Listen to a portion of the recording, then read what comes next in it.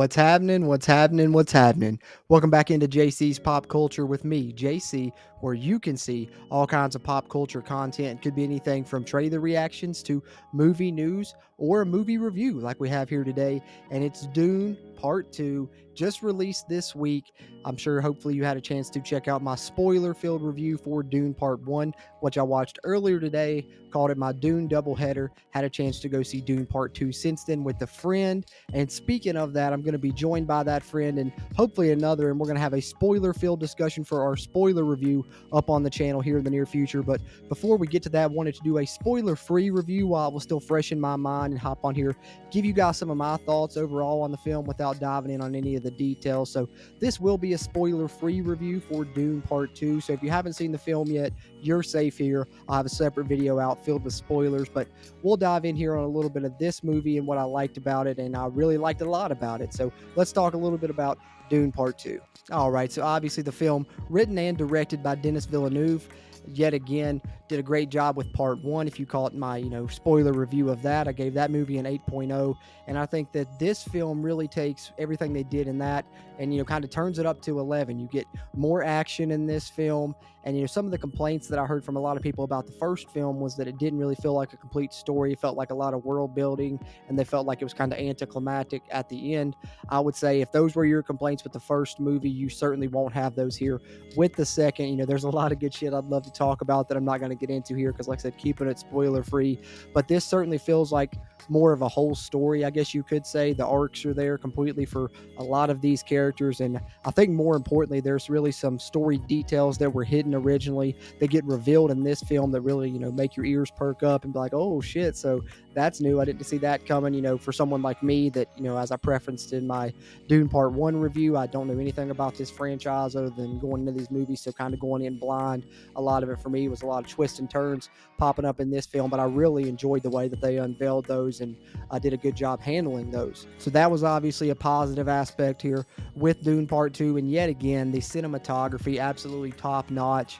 The sound mixing in this film absolutely top notch. I mean, I'm thinking of a fight scene between two characters. I won't spoil who or when in the film it happens, obviously keeping it spoiler free here, but what I can say is it's just a very, crucial part of the film, and these two characters are battling, and throughout this entire movie the score has been constant.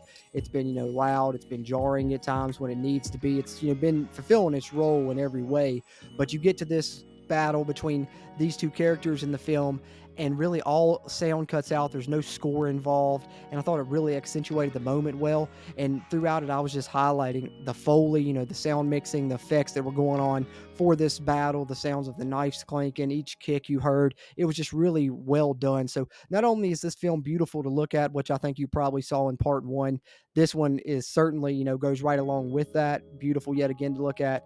Great sound. I think, if you have an IMAX theater near you, go see it there. I didn't get the opportunity to do that, but I can only imagine how great it was there, because just in the regular, movie theater experience that I got to watch, it was top notch. So I think all of that, involved here as far as production value, it's all there. Great sound, beautifully shot.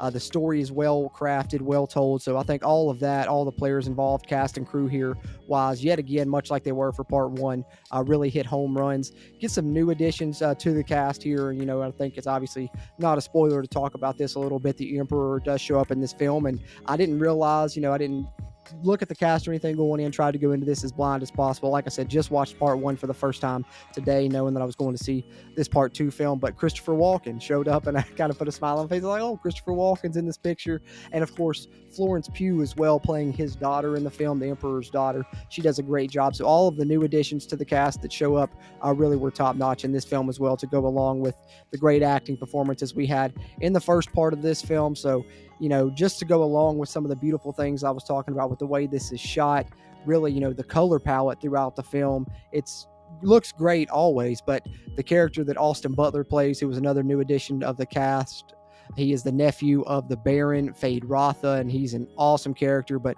a lot of his scenes, they do this effect with the color palette where it's this monochrome effect, and it looks really cool. And it really made his character in those scenes, more tense and made him feel more menacing as well, playing, a villainous role in this film. I think I can say that much. I'm sure people know that know the story for sure. So definitely, I think that so far, I haven't seen a ton of films in 2024, as many as I would like to, but this is definitely the best movie I've seen thus far this year.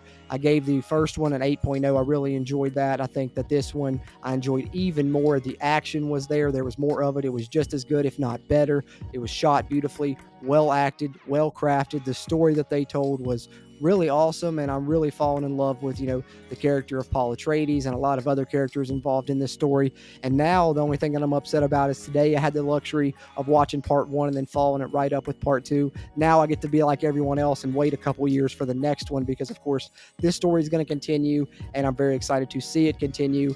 I think that this was an improvement on the first film, and it's going to be probably in competition later in the year. We'll see. We got some bangers coming out down the line and shit, but I think that this might be one of the better movies of the year. It certainly is right now. I'm giving this a 9.0, and I'm flirted with a 9.5. Maybe on a rewatch it'll bump up there and it will be a 9.5. For now, I'm going with a 9.0 for Dune Part 2 here on this spoiler-free review. And as I said, be on the lookout here in the near future. Going to have a spoiler-filled discussion coming out soon where we talk about this movie more at length, get into some plot details, some shit that we really liked, and get into all the juicy and nitty-gritty details. So if you're a fan of Dune, be sure and check that one out, as it's going to be a little bit more in-depth there, of course, and we'll talk about some spoilerific shit in that video coming out here soon on the channel. But if you're a fan of movies like Dune, as well as superhero movies, comedy movies, horror movies, talking about that shit a ton here on the channel, be sure to subscribe here to JC's Pop Culture if that sounds like it's up your alley, where you can hop along for the ride with me, JC. We'll have a ton of fun talking about all kinds of pop culture content.